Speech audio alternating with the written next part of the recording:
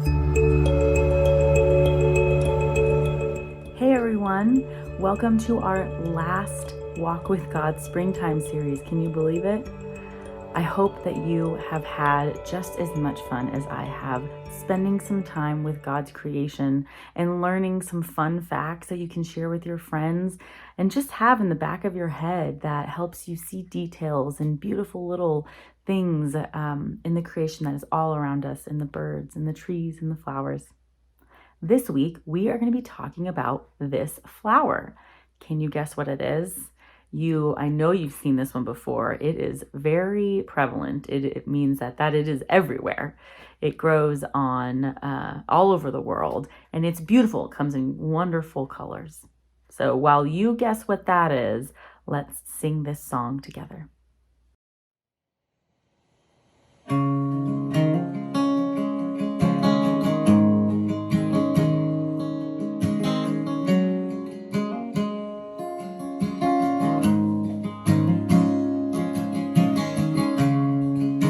The music fades and all is stripped away, and I simply come,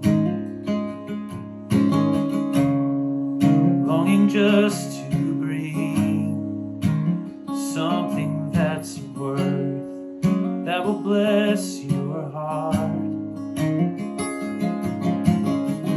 I'll bring you more than a song, for a song in itself is not what you have required. You search much deeper within, through the way things appear. You're looking into my heart, and I'm coming back to the heart of worship, and it's all about you. It's all about you, Jesus. And I'm sorry, Lord, for the thing I've made. And it's all about you. It's all about you, Jesus.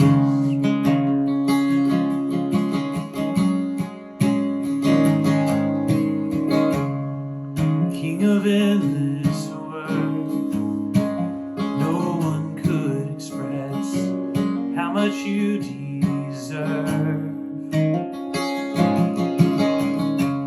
And though I'm weak and poor, all I have is yours in every single breath.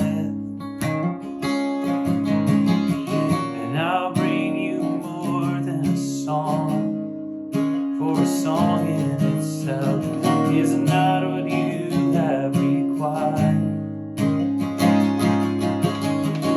You search much deeper within, through the way things appear. You're looking into my heart,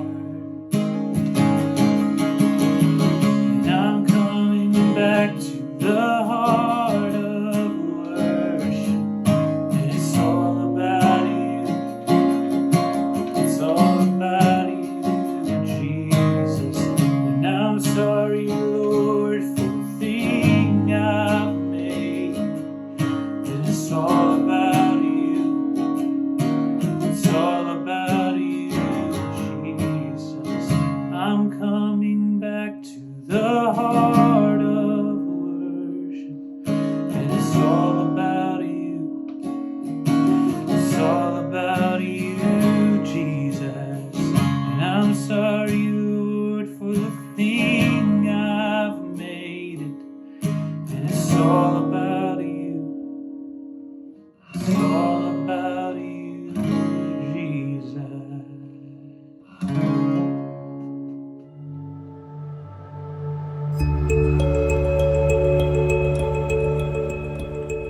Were you able to guess what it is?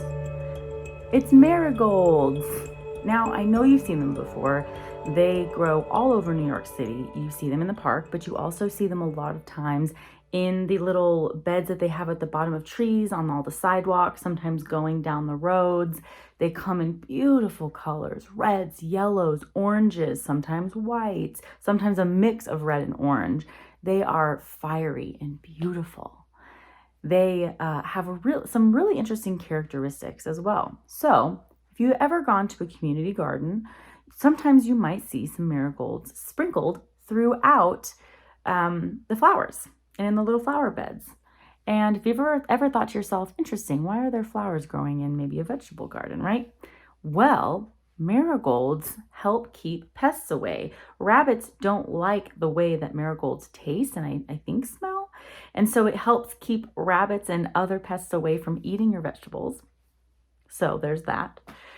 And it also has been used for medicinal purposes. In the past, the flowers are also edible, and the beautiful yellow colors that last all through summer into fall, they have been associated with sunshine and energy and warmth.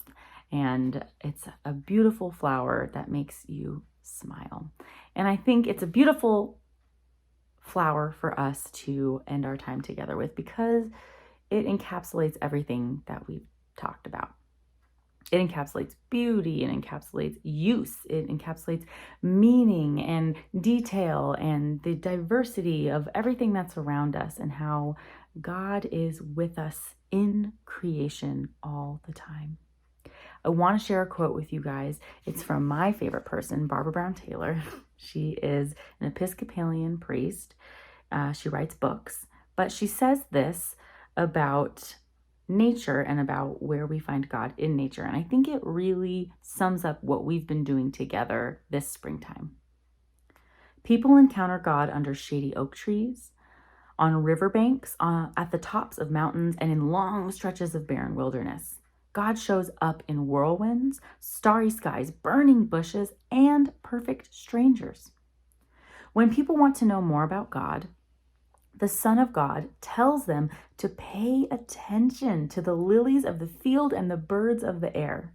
Whoever wrote this stuff believed that people could learn just as much about the ways of God from paying attention to the world around them as they could from paying attention to Scripture. We can learn just as much from a great love or a wildflower as we can from knowing the 10 Commandments by heart. I love that scripture, or it's not scripture, feels like scripture to me. I love that piece of writing from Barbara Brown Taylor because it reminds me how much we can learn by paying attention to creation and the wilderness and nature around us. God has something to say to us through God's creation, not just through the Bible, not just through the rituals we find in the church, but the rituals and the beauty we find in the trees and the nature that we see every day. So I hope that you've had fun. I hope that it's helped you get a little bit more of a lens to pay attention to nature, and maybe you know the names of some birds and trees and flowers now. I'm so excited to hopefully be with you together in person soon in the fall. But until then, go outside, go explore, go appreciate God's creation. Have a wonderful summer, and I will see you next time. Bye.